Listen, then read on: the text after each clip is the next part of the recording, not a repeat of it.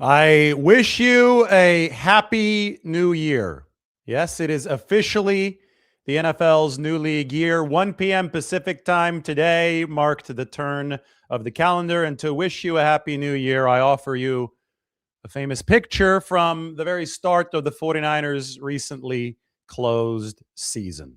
That is Jake Tonges catching the winning touchdown pass against the eventual Super Bowl champion Seattle Seahawks. The 49ers have officially re-signed Jake Tonges right ahead of the deadline. He was scheduled to become a restricted free agent, so they were either going to have to tender him or they were going to have to find a contract agreement with him, and they did find that contract agreement according to Tom Pelissero. A new deal just before restricted free agency, 2-year contract, $8 million, $5.5 million guaranteed. Now, I can explain how this tender process works, but I also want to share another piece of news. The 49ers did not reach a deal outside of the tender process for Sam Okuayinonu, their defensive end. However, they did tender Sam Okuayinonu at less than this amount.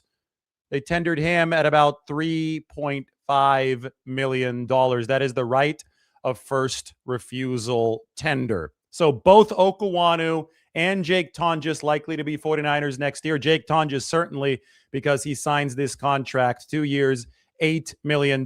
We are still waiting on potential Brandon Aiyuk news. The 49ers don't have to cut him today, but they finally now have reached the window where they can cut Brandon Aiyuk with a post-June 1st designation and save some money on the 2026 salary cap. So let's talk about tenders here. We can open up the look at different tenders. This is how the restricted free agent process works. The 49ers gave Jake Tonges a 2-year deal worth up to $8 million, which is $4 million per year. As you can see here, that is somewhere between the original round tender and the second round tender, somewhere between 3.7 and 5.8 million. They felt that the second round tender was too rich. They were right, because they were able to get Jake Tonges at less than that, but the original round tender was a little too poor. So they found a number, bypassing the tender process, 2 years, $8 million for Jake Tonges. For Sam Okuayinonu, the original round tender and the second round tender would have been too big, so they decided to go right of first refusal tender, $3.546 million. That is a 1-year contract offer for Sam Okuayinonu. Any team now has a chance to up that offer to Sam Okuayinonu. But if they do up that offer, the 49ers will have a chance to match it. That's what the right of first refusal is. So we can go to our roster now. We can fill in where the 49ers are at with both Jake Tonges and Sam Okuayinonu back aboard. Jake Tonges is the tight end that the 49ers have. We don't have to shade him in a color. He never left the team. There was never a point there where he actually was a free agent, even though the new league year has now started. So it's Jake Tonges right now is the 49ers top tight end who's healthy, because George Kittle obviously isn't. We've speculated that they might try to upgrade the tight end to the blocking tight end position where Luke Farrell is, but so far no moves on that front. By the way, anybody is now eligible for a post-June 1st release. So if the 49ers do make moves at other spots of the roster, that is something to keep an eye out for. Tonges represents the 49ers the 49ers 66th player on the roster, technically 67th, I guess, if you include Brandon Aiyuk, but I'm not including Brandon Aiyuk because we know that he won't be on the team once the start of this 2026 regular season comes. It just is a matter of timing for the 49ers. Then we got Sam Okuayinonu to add to this 49ers roster. Where do we put him? Well, for the time being, I know that they have 4 defensive ends projected to make the 53-man roster at this point. I'm not sure, though, if Bryce Huff is still going to be around. Inflection point might be coming on Friday with a $1 million roster bonus. For now, we're just going to put Sam Okuayinonu in as defensive end depth. This obviously is going to change because we will see what the 49ers do at defensive tackle. We're still waiting on a potential Osa Odigizua trade. That could be something that the 49ers do. We know that they've been interested in spending on that defensive tackle position. So that is a look at the 49ers roster right now. I know that Sam Okuayinonu, by the way, is not officially on it, but I am projecting into the future. He has to sign his tender. I do not expect Sam Okuayinonu to get away, though. I think that the 49ers want to keep him around. You can also tender somebody and then trade them, but I don't think that that is much of a possibility at this point. That usually happens at the running back position. Remember last year with Jordan Mason, 49ers did the same thing with Matt Breida back in, I believe, the 2020 offseason. That was a tender and trade kind of situation. I think with Sam Okuayinonu, though, they feel that he's a good rotational defensive end that can help them carry these defensive line forward, but they still do need more pass rushing impact at the defensive tackle position. So officially 67 players you can see here on the 49ers 90-man roster. That means they still have 23 spots to fill. Still a lot of work left to do for the 49ers. Earlier, we also added Patrick Taylor Jr. to the running back room. I know I haven't been live since that happened. Taylor at the right now is considered 90-man depth at running back. He ran the ball well for this football team in 2024. Had to have shoulder surgery in 2025 before the season started. So Patrick Taylor Jr.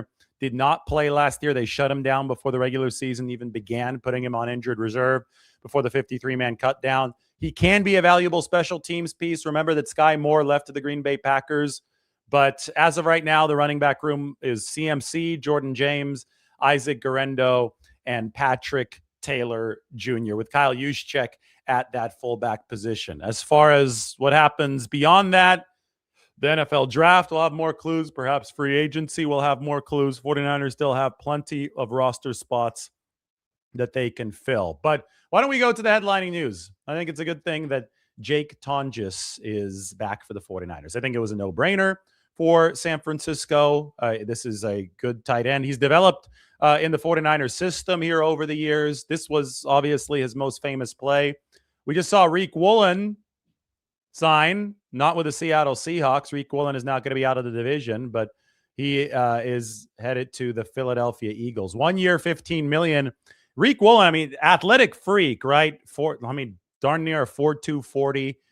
Somebody who came out just blazing testing coming out of the NFL Combine, was a very, very hyped cornerback for the Seattle Seahawks. And then they didn't even re-sign him beyond his rookie contract. And he only got a year, $15 million. With all the hype early in his career, with the fact that he was on a Super Bowl champion this past season, one of the reasons that the market for him on the long-term front wasn't great probably was this play. Jake Tonges just wanted that football more. And, I mean, Brock Purdy did a good job putting it in a spot where Jake Tonges could get it. Remember, it was a third down kind of play. We compared it to the play Joe Montana throwing the Dwight Clark against the Cowboys. You're rolling out. There's a ferocious pass rush coming after you. Just got to give your guy a chance. The 49ers were down by 3 points at the time, and they still had all 3 timeouts. So if, that had been intercepted, then the Seahawks would have still been backed up, obviously, and the 49ers would have a chance to still get the ball back and maybe drive again to try to tie the game. But they had to try to go for the win. And it was a good call from Brock Purdy to try to go for the win. And it was an even better play from Jake Tonges to sky up, grab the football, and deliver for the 49ers. That his first career catch had come just a few minutes earlier. He had 3 catches on this drive, including the game-winning touchdown pass. So the contract for Jake, and we're going to take a look at our salary cap sheet here in a second. 2 years, $8 million, $5.5 million guaranteed. Congratulations to Jake Tonges, the Los Gatos native, Bay Area native, went to Cal. He is paid by the 49ers. He did not have the benefit of unrestricted free agency to truly cash in, but now he's got a 2-year contract for up to $8 million with $5.5 million guaranteed to take care of his family, and with upside for more. With the way that his career has been developing, that certainly is possible for Jake Tonges. All right, let's open up the 49ers 2026 salary cap sheet.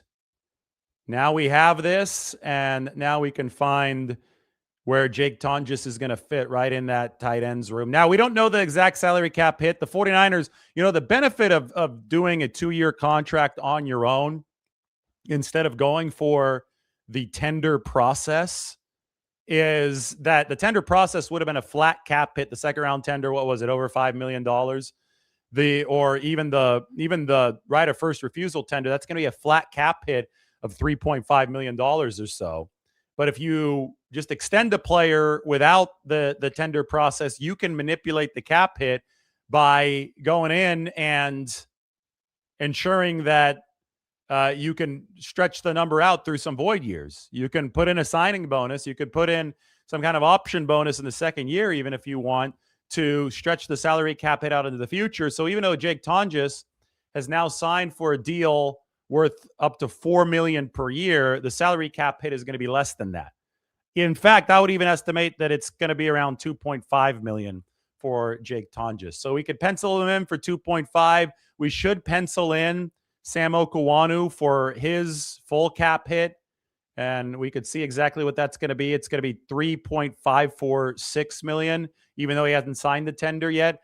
The cap hit, funny enough, and this is a good illustration of what I'm talking about, for Sam Okuayinonu is going to be higher than Jake Tonges' cap hit if he signs this tender, even though he's got a smaller contract. And it just gives you an idea of how teams, when they have control over the contract, when it's not a preset tender amount, can go out there and make the cap hit something that works in their advantage. So 3.546 for Sam Okuayinonu. We'll wait for that to become official, or we'll wait for somebody else to swoop in and force the 49ers to make a decision.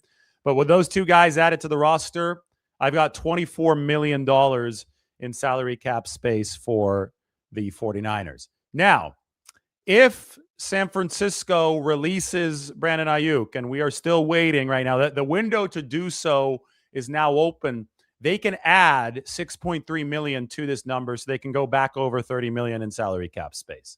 They don't necessarily need to do that. Even if they trade for Osa Odighizuwa, then the 49ers would absorb another $16.75 million hit. They still would have enough salary cap space right now to fit that in. Of course, then you would start talking about an Aiyuk release, maybe to open up the room that they would need. You might start talking about a Nick Bosa restructure. And the one piece of work that can really open up some room for the 49ers right now in the short term is a restructure for Trent Williams, which we all expect. Trent Williams has a $38.8 million salary cap hit as we speak right now. You could see it right there. But if you're able to successfully thread the needle with him, as we all expect the 49ers to do, then that number might drop to the mid-20s. That opens up another $15 million. And as you could see, the 49ers have plenty to work sustainably and still make one bigger addition in this new league year. The Cowboys have to get under the salary cap before Rashawn. Like, they had to be under the salary cap for the start of the new league year. They did achieve that, but they are going to finalize the Rashawn Gary trade, which is going to add some money to their books. That's why we've been talking about Osa Odighizuwa. That's why, the Dallas media has been talking about him. The 49ers have contacted the Cowboys. They can save $4.75 million, which might be exactly what they need to save after putting Rashawn Gary on their books following the finalization of that trade. He could fit Osa and Bosa, but Osa Odighizuwa could fit within the 49ers salary cap ceiling right here, even before a potential Brandon Aiyuk move is consummated. Now, with Aiyuk, fascinating stuff here. The 49ers can release him now. It's feasible now, but they don't have to release him now. With Brandon Aiyuk, the 49ers, they might be able to slow play this entire situation, maybe all the way up until the start of the regular season. That's when he's owed his $25 million option bonus. So if the 49ers don't want to give Aiyuk the benefit, say that he wants to sign with another team, say that they don't want to give him that benefit, then the 49ers can just sit back and let him, let's hold him hostage on the roster, essentially. So if the 49ers here, this is what the 49ers stand to gain with a potential Brandon Aiyuk release. 85.1 million would be freed up over the next 3 years, although they don't need to free it up right now, and 6.3 million would be freed, although wouldn't be freed until after June 1st, even if they designate him as a post June 1st release. If you can afford to carry Aiyuk right now for whatever reason, if you're not getting any trade compensation for him, if you think that him signing with the Washington Commanders would be bad precedent, if you don't want to give him that freedom based on the way that he's treated the contractual obligation to you that he signed in 2024, that release doesn't have to come immediately. Now, I don't know exactly what the status of Brandon Aiyuk's health is. I think the 49ers might also be in murkier waters when it comes to that. But all I can tell you is what the 49ers stand to gain by eventually releasing him. And I can tell you that $25 million in the option bonus for 2026, which is no longer guaranteed after those guarantees were voided, that $25 million is not something that needs to be paid out by the 49ers until the start of this regular season. So they do have time to sit on their hands here if they so desire. But we shall see what the 49ers will do. So far, I mean, this is staggering when it comes to Brandon Aiyuk. We made a few of these graphics. He has played 7 games since signing the extension in 2024, and the 49ers have had to pay out $48.1 million. That is $6.87 million per game played for Brandon Aiyuk. Now, maybe they go and they try to recoup some of that signing bonus money. It was a signing bonus of about $20 million that they gave him in 2024. Since Aiyuk did leave the squad, they put him on the left squad list, and he didn't fight any of that. He didn't show up after that. He had 5 days to show up in 2025, and he didn't after the 49ers initially applied for that move. So since he did leave the squad, the 49ers might be eligible to get some of this $48.1 million back. It is unclear if they're going to pursue that. That obviously would have to be done through lawyers, and it would be above my pay grade. I would report on it if it did happen. But, I mean, it's a sad situation, and obviously financially inefficient situation for the 49ers ever since Aiyuk signed that contract in 2024. Yeah, they definitely would have preferred to have traded him, but hindsight is 2020. No, the 49ers would not get a comp pick if Aiyuk signs elsewhere because his contract is not expired. That is only for a free agent whose contract has expired.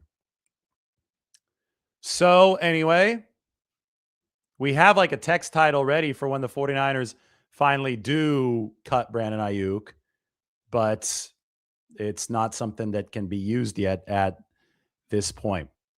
I need to start using the different browser because I realized that this one is a little bit laggy. I accidentally opened the wrong browser. So I'm just going to give you guys, like on the screen, since it's a little choppy, I'm going to open this up and give you guys the 49ers depth chart instead. As we talk and as I answer some of your questions, here we are celebrating the start of the new league year.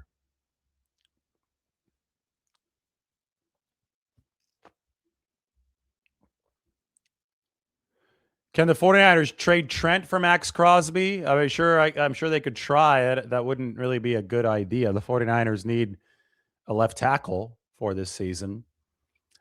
These Max Crosby fantasies, you guys probably should chill on them because of the knee situation for Max Crosby. The fact that the Raiders don't have to trade him. They don't have to lower the price. They could be in the same spot that they were before the trade with Baltimore, or the trade agreement with Baltimore, and they could say, unless somebody comes with 2 first-round picks, and the 49ers can't even offer what Baltimore did because they're picking number 27 instead of number 14. Obviously, I mean, this is fan fiction at this point. The Max Crosby price got out of hand. I don't know what the Raiders are going to be thinking moving forward. I don't know what the exact state of the knee is for Max Crosby, but the 49ers have broadcast much more willingness to draft or to trade for and sign a defensive tackle and not a defensive end. So everybody that's talking about Max Crosby, it seems that you're just ignoring the clues at this point. The clues point toward defensive tackle and not to defensive end.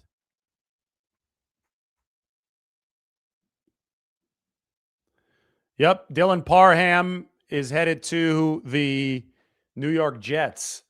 Yesterday, when the 49ers signed Brett Toth, you have him right here, Brett Toth at that interior line, I predicted that Ben Barch would be the play for starting left guard, which is okay if you've got good depth behind him. And I think that's what Brett Toth is.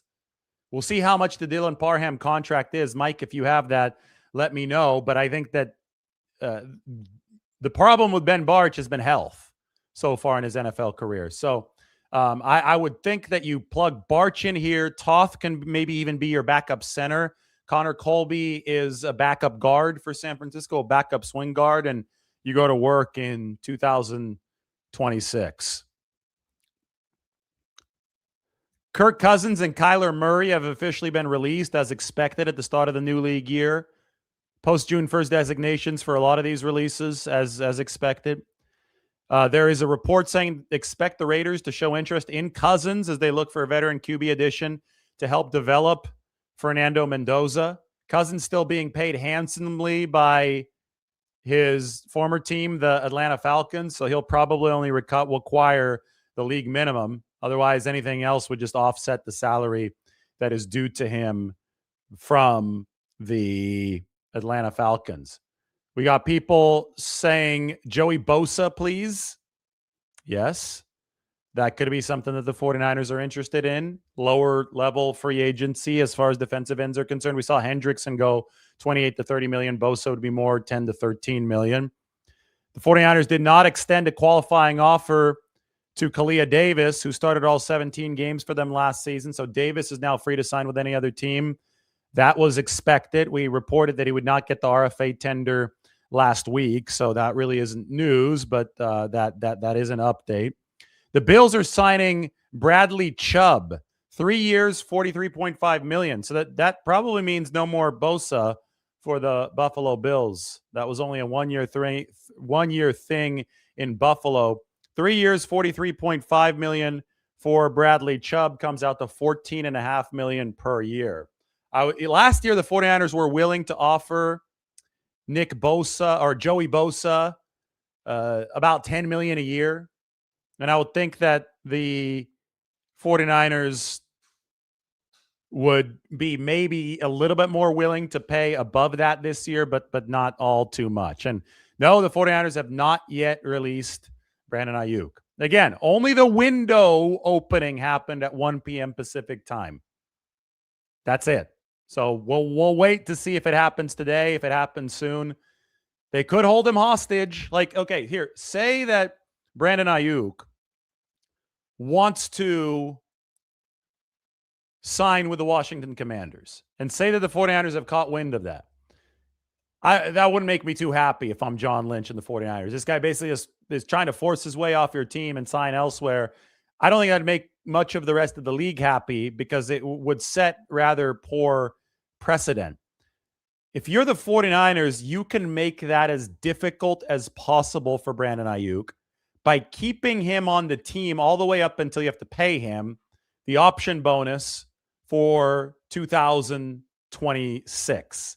He actually would have to show up to the building to collect that option bonus. You can make this as awkward as possible for Brandon Aiyuk if you're the 49ers by not releasing him and forcing him to show up. And, that's a game of chicken at that point. Then the 49ers would release him before the option bonus is due before the start of the 2026 regular season. So, and that would theoretically prevent Brandon Aiyuk from going to training camp with the Washington Commanders. It would just make life really hard. Would it be a little bit petty? Perhaps.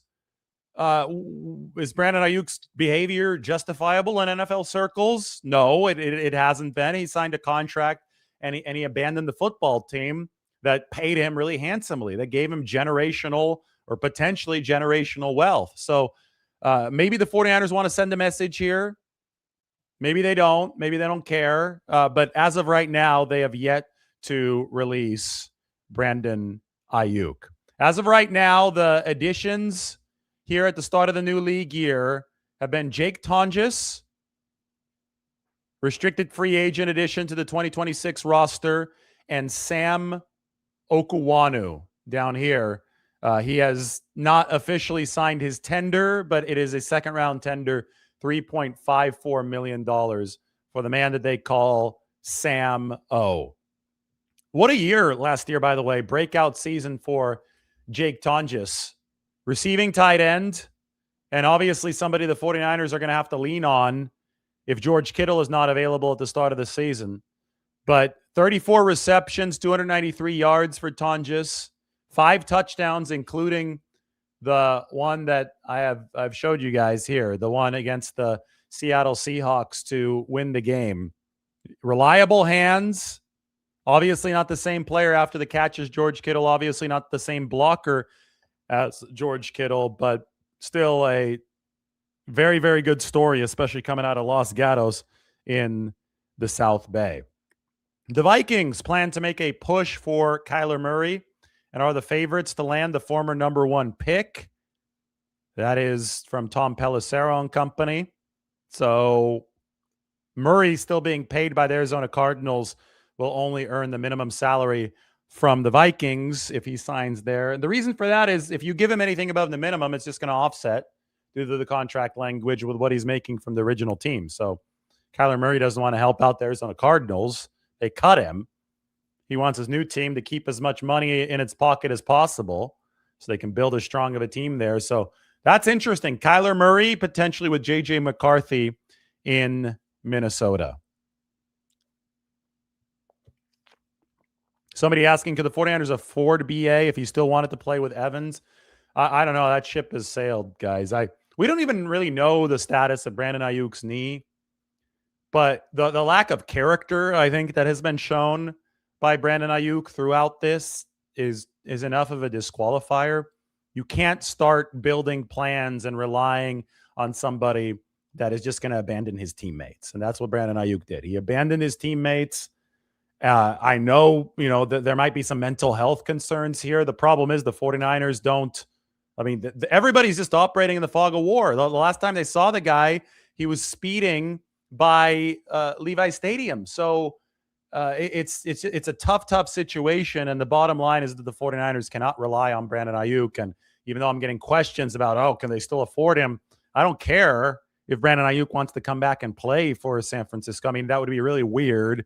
It'd be out of left field. It's not expected. But if you're the 49ers, you just say no. If he does show up in the building, that's when you cut him so you don't have to pay him anymore. A trade is almost impossible because he is a liability. He is not an asset.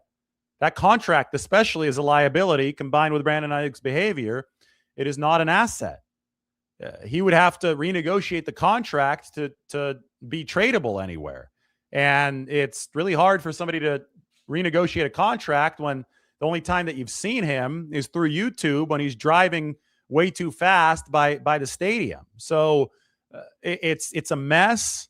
The 49ers are going to be happy whenever they can do it, or they can do it now, but they're going to be happy to put it in the rearview mirror whenever it makes most sense for them. They don't have to do it at this moment, but the window has absolutely opened.